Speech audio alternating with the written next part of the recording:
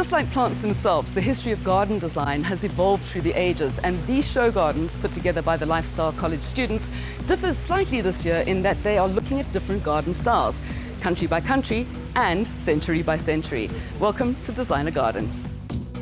Coming up on Design a Garden this week, it's vast fields of aromatic lavender and flowing meadow planting as we're inspired by charming landscapes and the grandeur of romantic French countryside gardens.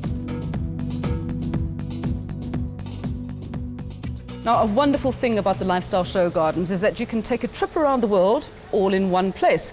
And today we're going a little bit French. Now, tell me about your garden. Where did the whole concept for your French duet come from?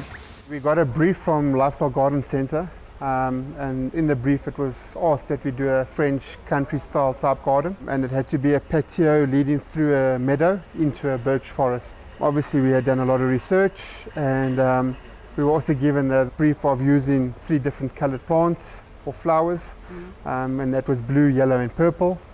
And with all the information that they gave us of what they wanted, we sat down together, me and my partner Teresa, and we designed a garden. Now you've also got quite a different shape to your garden. You've got a very long, skinny garden. Correct. Initially we thought it was going to be a bit difficult to design on this. It's very narrow. It's only 3 meters by 12 meters. We looked at it, and I think our garden's design works out very well. It is different to the rest of the gardens, but then again, in most townhouse complexes of today, some gardens are very narrow and long, and I think this is a nice idea for people to come and have a look and maybe implement something similar or even the same idea in their own gardens.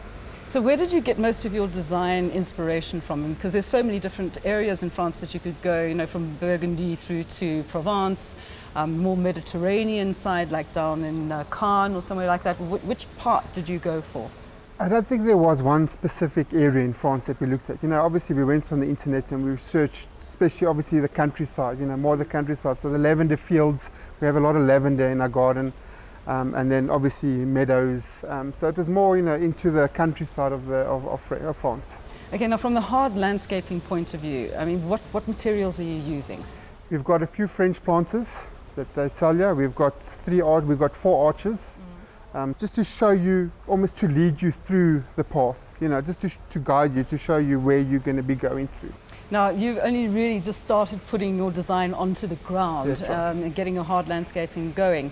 Do you foresee any problematic areas? Is there anything that you're thinking, oh no, why on earth did we decide to do that? At the moment, I'm going to say no. A distinctly French design to complete the students' offering at this year's show.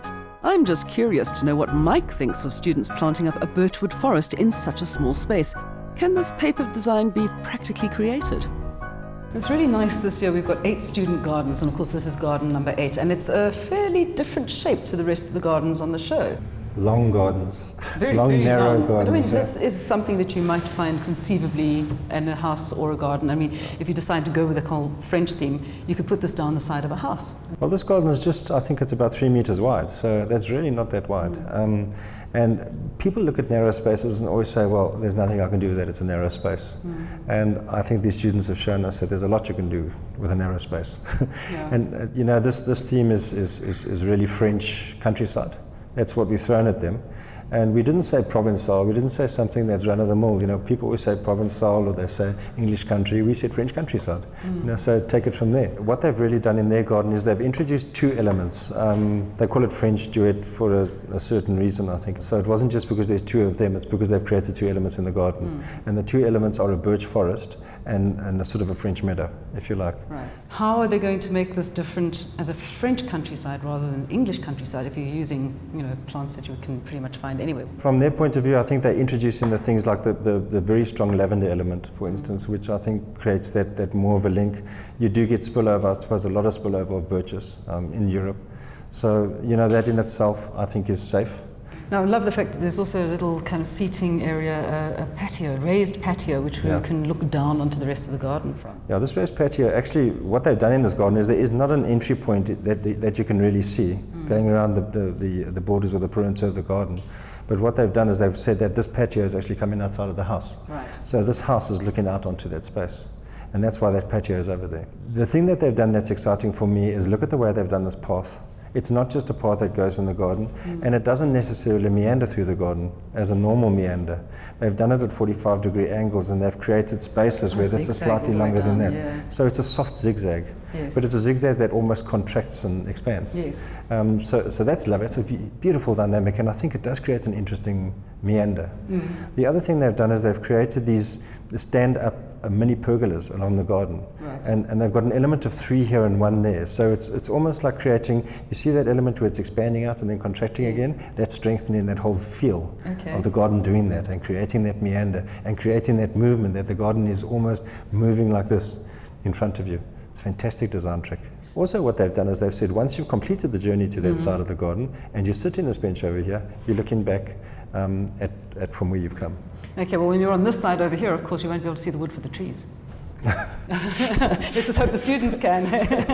No, I think they certainly can in this case. And once again, I think these students have really, really stepped up to the plate with this design. I think it's a really, really good-looking design. And I really, really hope it's going to be as good-looking a garden as it is a design. After the break, wasting no time, the team sets about bringing the conceived paper plan into reality.